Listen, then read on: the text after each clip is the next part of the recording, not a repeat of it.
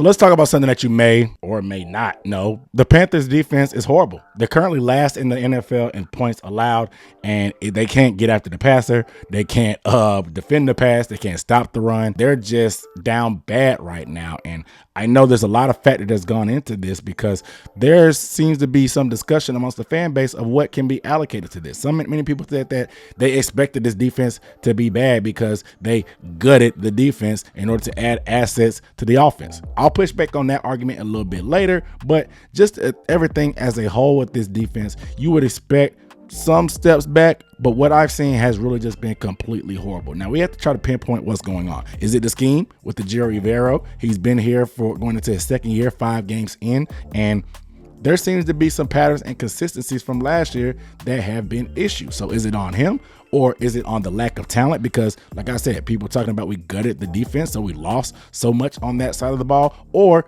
is it just because of the injuries? Some people are just completely chalking it up to injuries and letting it hide behind that veil. I don't know. We're going to try to pinpoint that in this video because I think this is something that many people aren't paying attention to or giving enough attention. But if you're new to the channel, my name is Aaron Duncan. I do recap and analysis of the Panthers and film breakdowns just like this. So make sure you are subscribed if you want to stay up to date as a Panthers fan, because this is stuff that's not being discussed in depth enough. And looking at what we're going to look at some things today. And I'm going to look at in particular the Bears game, and because that's kind of a all-incumbent display of what has been going wrong thus far for this Panthers defense. But I think a lot of people just kind of ignored this thing because they wanted to blame Bryce Young for everything. They treated Bryce Young like a cancer to this organization, blaming him for the defense being bad because the defense, they're on the field all the time, so they're always tired, even though they were giving up multiple open and drive touchdowns almost every week. And I think now that Bryce Young is out of the way, it's forced people to kind of open their eyes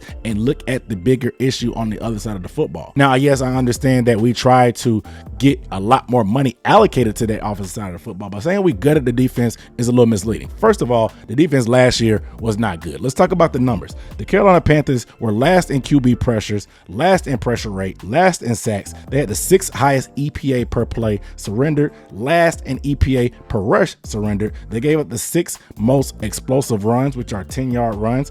They gave it the most rushing touchdowns. They had the most missed tackles. They gave up the 5th highest red zone touchdown percentage, and they were last in total takeaways. Now, I know people wanted to say that they were top 5 in total defense, but there's just way too many numbers pointing to the opposite to say that total defense is a legitimate stat to display how good or bad this defense is. So last year was a rough year. And of course, there were injuries last year, but the cupboard wasn't bare. I know people want to talk about we gutted it, but there was still some dudes there at least. Now, as far in terms of just gutting it, the Panthers didn't just let these guys walk. I feel like they had every desire to make most of these guys stick around. You lose a guy like Brian Burns, of course, everything we heard, it sounded like they wanted to work out a deal. They were just too far apart on a number, and they could not wait. Brian Burns was a huge domino in their offseason of what they wanted to do, so they kind of had to take what they could, hence why they got such low of a return for him. Despite what you see his production this year, what they got was not enough for what they could have got for Brian Burns. Now, Frankie Louvu, a lot of people say they let Frankie Louvu walk.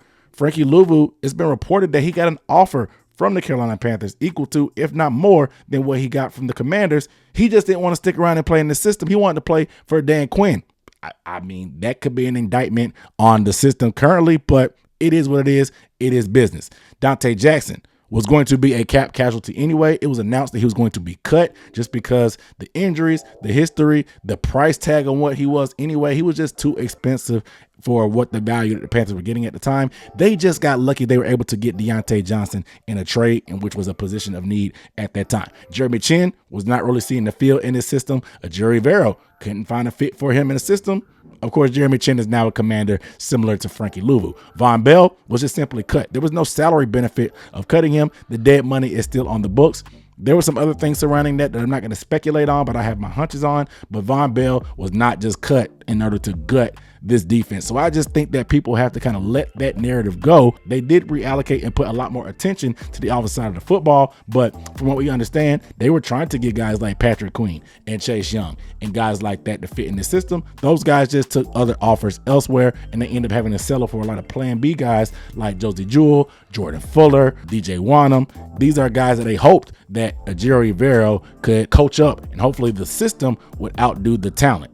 That hasn't been the case. So this past Sunday, I think we can kind of look at that and kind of demonstrate what the issues have been and what they probably will be going forward. And the first thing that I think is an issue is the communication. Now, we were sold that them kind of being able to get some veteran guys that are experienced or Ejiro guys in here that have played in his system or similar systems would be able to shorten the learning curve and be able to elevate this defense to make them at least competitive to the point that, okay, hey, a competitive defense with more assets allocated to the offense, we will be okay if we play a lot more complementary football. And that just hasn't been the case. You have guys that are experienced in the system making some mental mistakes. You can go back to the first drive of the season where the Panthers gave up a 50-yard touchdown to Rashid Shaheed because there's a miscommunication between J.C. Horn and the safety Jordan Fuller. Equals a blown coverage, and now they're dancing in the end zone. This thing has progressed every week where we see these type of communication and mental errors. So to me, when it comes to the secondary and guys that are experienced, that's on Ejiro Evero. So here's a play by Troy Hill where he's going to turn a guy loose down the sideline. Him and Mike Jackson, there's a crossing route, and it really puts Troy Hill in the bind. But still, somebody ends up getting turned and loose. Somebody is just not communicating. There has to be checks and balances when certain looks come. Yes, there can be certain perfect routes for the coverage just to beat it. But this time, I think that something went wrong. And of course, Troy Hill's experience in this system, as you can see him guarding the slot, he does get put in the bind because here, if he jumps up on this out route by Keenan Allen, he's just going to go over the top, which is what happened to this guy down the sideline. If he runs with the guy down the sideline, whoever this linebacker is underneath is not getting enough width to the point where Keenan Allen will be wide open at the sticks, and that's what happens. The ball goes over the top. Somebody's out of position because Mike Jack carries him inside. Like I said, this is a good play call for the scenario, but there has to be better communication on who's got what. I mean, there's got to be an answer. You can't just have guys running free, and with this no pressure, you got guys getting pancaked down here as a pass rush. The quarterback has all day to diagnose this, and it just amplifies the issue in the secondary of people not being in the right spot. You can have guys slumping their shoulders. Look at Mike Jack right here. Look at Troy Hill. Like, what the heck is going on, man? And like long faces. As you can see, there's miscommunications. There is a good scheme that puts that type of stuff in a bind, but you still have veteran players out there that are leaving guys uncovered. But to be completely fair, there are a lot of communication issues that have to do with injuries and them putting young guys out there. Let's look at the next play where J.C. Horn gave up a touchdown to DJ Moore. Here's that big play, of course, to DJ Moore. We saw the touchdown. This is the first one, and it kind of hurt. You see J.C. Horn up top points and kind of turns DJ Moore loose. A miscommunication in the secondary. You have guys dancing in the end zone and a blood and guts game. So let's run it back because this was a match cover 3. I know there's a lot of debate on, was this cover 1? I mean, was this man coverage? Was this zone coverage? Why did JC just let him go? We saw the issue happen against the Saints early in the year where a guy ended up being turned loose because it looked like J.C. Horn was supposed to be in a certain position, but it really didn't end up happening. But this time you have a match cover 3, and there's certain rules. If he goes to certain spots, you have to stay with the guy. It's match cover 3 because if it comes towards your area, you kind of just stay with them. That's kind of the nature of this coverage. And you can see at the top, J.C. Horn is kind of trailing. If it was a man technique, he'd probably be a lot more square in his drop and wouldn't be looking so much at the quarterback. But the fact that he crosses, you can tell that it's probably some kind of match cover 3, especially with them bringing a blitz. You have the safety here to the bottom coming down underneath, and you have Shaw Smith-Wade in the nickel, the young player. And you can see J.C. Horn is kind of looking, and he recognizes this route. A lot of times when you have these crossing routes like this, it's almost like underneath when you have a rub route. The offense wants to put the defense in the bind, so defenders either run into each other or it creates these type of mental errors, or guys have to take a longer track to avoid each other. And that's exactly what happened here. I don't know who's in the wrong. There are certain rules where, hey, you pass this off that way, you don't have to worry about running into each other. And that just seems like maybe JC was pointing like, hey, travel, like it's coming. but you have Shaw Smith-Wade, who doesn't have eyes on the crosser. J.C. Horn sees DJ Moore, sees the route as a deep crosser, looks across the field, see Keenan Allen coming that way as well, and points like, hey, they're crossing, they're meshing, they're rubbing together. And then Shaw Smith-Wade, too late, he has eyes on Keenan, but he doesn't have eyes on the other crosser, DJ Moore. Doesn't get the message that they were supposed to switch. He ends up following Keenan Allen, and now J.C. Horn slows down because he's about to switch, gets in the way of Shaw Smith-Wade anyway. Now DJ Moore is wide open, dancing in the end zone. Just a miscommunication error that happens between a vet and a young guy, but still a communication error at that. Now, of course, the guy that he was supposed to be passing off with was Shaw Smith-Wade, and so who knows exactly what happened, who was right or wrong. But of course, we have young guys out there. You kind of do expect these type of mental mistakes out there, but if you're going to put a guy out there, you have to make sure they're coached up and ready to go, especially when you have a vet like Troy Hill, who could have been out there, who, even though he made a mistake, I would expect Troy Hill to be on the same page as J.C. Horn when you're talking these type of concepts and match 3 coverage. And these type of mistakes make it very, very difficult to watch the Carolina Panthers. But the only reason I've been able to make things interesting is sports betting. And of course, my bookie has been my go-to platform to do these sports bets, because of course, when you know the Panthers defense is bad, you can bet on them on my bookie, and you can bet on the other team to score their team total or take the over on the game in general if you think both sides are going to score, because this Panthers defense cannot stop a runny nose, and I can definitely bank on it with my bookie. My bookie has a ton of different ways that you can bet on the game, and of course they have their Thursday night boost where you pretty much have a guaranteed money back guarantee. If the bet hits, you get money. If not, you get refunded and credit, no questions asked. They also have their new rewards program, My Bookie Plus, where the more you bet, the more cash back you get on that program as well. So I'm going to do you a favor and help you out, because we could all use some help. So I'll give you guys a code for your first deposit. Use code UBST to get 100% deposit match on my bookie. So hit that link down below to head to the website. Use UBST when you sign up on your first deposit. You're going to get 100% deposit match and help your money go a little bit further, because Lord knows we need the assistance. Any help that we can get this season would be helpful. And as a Panthers fan, look, they're going to be bad for the rest of the year. We can use that to our advantage and make some money. So make sure you bet on anything, anytime, anywhere, and sign up with my bookie. And youth, as we saw, can be a factor in communication.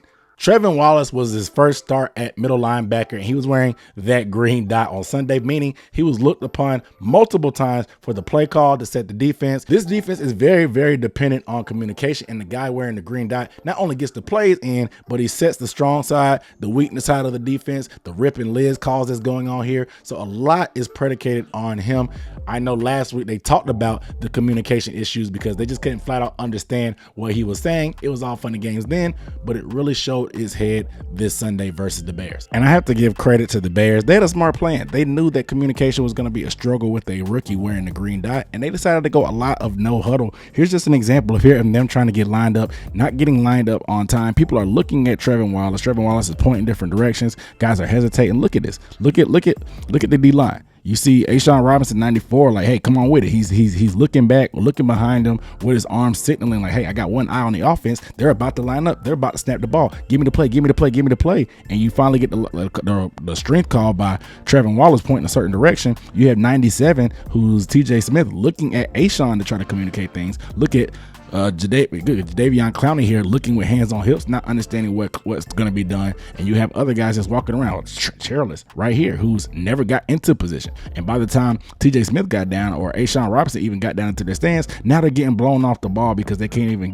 dig into the ground. You got TJ Smith getting blown off by a double team, and they get the first down easily, even though Troy Hill and Ejiro Evero made the play. But like I said, just getting that in, stressing the communication, stressing the point of emphasis. Look, look at how many people are still not lined up and near the ball because they're not exactly sure where exactly to go because the call's not in on time. Now you're out of position. Now you're playing reactionary football and you're on your heels. And now with Trevin Wallace, you have him making calls. Now he's thinking too much. Now the fundamental part of it, he's not able to make those plays. You got guys here, he gets lined up, but he sees the play. The play's right there in front of him, but he misses the tackle. Ends up being a decent gain for the running back here. But look at this. You want to see him kind of just stop thinking and just react. You see the play right there. Go get it.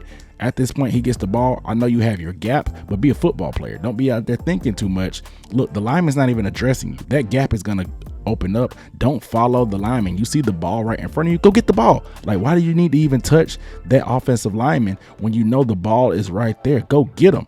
And he ends up missing the tackle because he gets out of position, because he's not able to think. He's thinking too much, gets out of position, not just reacting and playing football. A football player is like, hey, let me just go get the ball. I know my assignment is the gap, and if I see linemen moving, go get them. Those are my keys. But the play is right there to be made. Like, go get them. Like, what's going on? Like, why do you miss that? You know what I'm saying? I just think the communication that was being placed on his shoulders ended up being too much, and now you're missing these type of plays. And as you can see, if you don't get the call in time, you're not going to be able to get a line. You're not going to be able to get set. You're going to get blown off the ball. You're going to be embarrassed. You're going to be playing a step behind. These offenses do so much in terms of motion, shifting, and all that. If you don't have your communication down pat and in the right position, you already setting yourself up for failure before the ball is even snapped. So, of course, there's going to be growing pains with Trevin Wallace on the green dot, but I just personally think that it's either going to be sink or swim. They're going to just take the lumps and live with it, or they may need to take the green dot, give it to somebody else that way until he gets kind of comfortable with everything and a little bit more experience. He'll be able to be thinking less and just play football. When you're thinking too much, you kind of become a robot. You're not going to be a football player. You want to be able to play free and react and read. It felt like he was thinking too much out there and just was out of position at times because of that lack of communication, but just also just the lack of experience. But I do think that the Carolina Panthers have a talent issue that is not to be ignored. I'm not going to sit here and act like they have a team full of world beaters, and I'm not going to think that they're just supposed to be some elite team, but I did expect better, even though the talent was lacking and even though there are some injuries. Biggest area that's causing problems is the pass rush. We know the Panthers front four is not great, especially outside of Jadeveon Clowney. And Jadeveon Clowney at his age, he's not really to be a staple of a pass rush. He's a good complementary piece, and in a good system, he can really thrive. But him being the only guy, he's really going through. He's able to get some pressures, but a lot of times he's been neutralized. And of course, he got beat up last game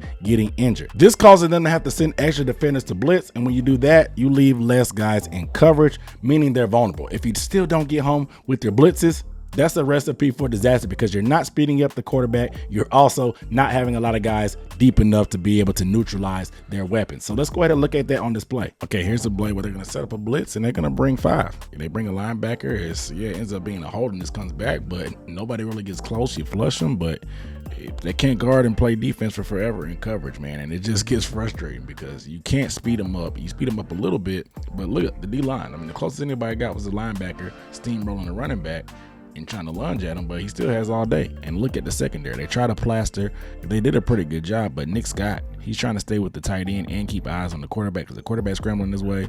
He ends up getting lost in coverage, and you end up moving the sticks, man. And it's like, you can't even bring a blitz because you can't count on you got to bring a blitz because the front 4 can't get home, but the 4 that you do bring plus the 5, they get hung up. Look at DJ Johnson. He's not really getting anything. You got the backside edge rusher and Sean Robinson not getting anywhere either. And Caleb Williams able to buy even more time, and it's a recipe for disaster going deep. And you can see them even getting lined up. You can see Trevin, look at Trevin and Woods talking to each other, trying to show him where to go. Woods trying to direct him exactly where to be and what leverage to be on. And now you got guy blitzing, and look, these dudes are just getting cardio. Look, Shy Tuttle, he comes across. He's not even trying to get over and see him. Sean Robinson, pass rushing is not really his specialty. They're trying to slant and bring a blitz. You want to see the 3 linemen, they slant to try to create a lane for the linebacker to blitz through, and it works, but he's not a good blitzer. He just tries to roll. He doesn't give a pass rush move. He has a lot of space. He could have done a swim move, could have done a rip move, something to maybe get more pressure, and it doesn't work. And then you got DJ Johnson just kind of being a block man and giving up contain and allowing Caleb Williams to get outside. And like I said, the secondary can't guard forever. You end up moving the stick. It's not just in the pass rush. That lack of talent can show up sometimes with just missed tackles, which I think, regardless, it doesn't take talent to make tackles wrap up and be fundamentally sound, which is partially why I have to blame the coaching, but also talent does play a factor in your ability to tackle. But at an NFL level, that seems fairly basic. Okay, here's going to be a 3rd and long, and it's just so frustrating when you miss tackles fundamentally. Like, you just don't come to balance. Simple one-on-one tackle for Nick Scott in open field. He just can't wrap up. He leaves his feet, can't wrap the defender up, and he ends up catching a pass short of the sticks, but the lack of tackling allows him to make a play. A simple dump off on a check down to a tight end. You have a one-on-one up, you leave your feet, you miss the tackle, nobody's there to help you rally, and by the time they do, he's able to drag them forward. And it's just frustrating because the time you do get in the 3rd and long and you have everybody covered, look at the top. Everybody's pretty much covered. You have J.C. Horn locked up, the bottom of the screen locked up, up top Mike Jackson is locked up. And then, of course, middle of the field, locked up to Keenan Allen. Only person open is the check down. He goes to it. He have a chance one-on. He catches it, 6-7 yard pass, ends up making the first guy miss, and then dragging the other defenders a little bit forward. This is just the frustrating part about it, man. Like I said, fundamentally, this is what pisses me off. It pisses me off. Yes, it can be a talent issue, but fundamentals, coming to balance, getting squared up, putting your pads on him, not leaving your feet. Look, that's what happened. He left his feet. He ducked. He got low. He ducked his head and tried to arm tackle. Instead of bringing his shoulder pass, he tried to arm tackle. The defender just got skinny a little bit. You get one hand on him and miss it. By the time everybody comes to rally, he's able to drop it and get through. It's just a lack of fundamentals, and I got to blame the coaching for fundamentals. Also talent, of course, but when you talk about fundamentals, squared up, one-on-one, missing plays, that's just not being emphasized enough, especially when missed tackles, like I said, was at the top of the league last year for this team. So when I'm not seeing progress on the fundamental stuff, despite who's in here, it just tells me that there's a problem, man. So yeah, the Carolina Panthers, the injuries keep stacking up. Maybe they'll get Josie Jewell back over the next few weeks. Jordan Fuller, who was the original starting safety, who should be back to kind of offset Nick Scott. And maybe Nick Scott will play less because we were told that we had 3 starting caliber safeties, but it doesn't look like Nick Scott has been up to the par thus far. But I personally just don't see this getting better. It's only week 6. And the Panthers defense is bad. I just don't see any positive light of where this could get better. They're going to keep trying bringing guys in as pass rushers to try to find something that works. But all the good pass rushers, they're not sitting at home right now, man. They're on teams because it's such a crucial aspect to the game. As you can see how it has make or broke this Panthers defense. So like Jake Delhomme said, nobody's coming to save them. And this is going to be a long year. It's hard to really see what we can get out of this. And you just kind of just prepare for the worst, hope for the best on a week-to-week basis and see what happens. But something's going to have to give at some point. Now it'll be up to the front office for now or going forward, how much blame is to be allocated to what and who's to blame. Because if it's a talent issue, you got to give that to Dan Morgan. If it's a coaching issue, you got to put that on Ejiro Evero. If it's just going to chalk it up to the injuries, I guess that's just luck, and we'll run it back again next year and try and hope for the best. We'll see. But you guys let me know down below in the comments, who are you blaming the most for this defense being as bad as it is? Are you just simply shrugging it off because of the injuries and the talent? Or do you think there's a deeper issue that may need to be addressed at some point? I got to get you guys' thoughts down below. But I really appreciate you guys watching. I'll see you next time. Peace.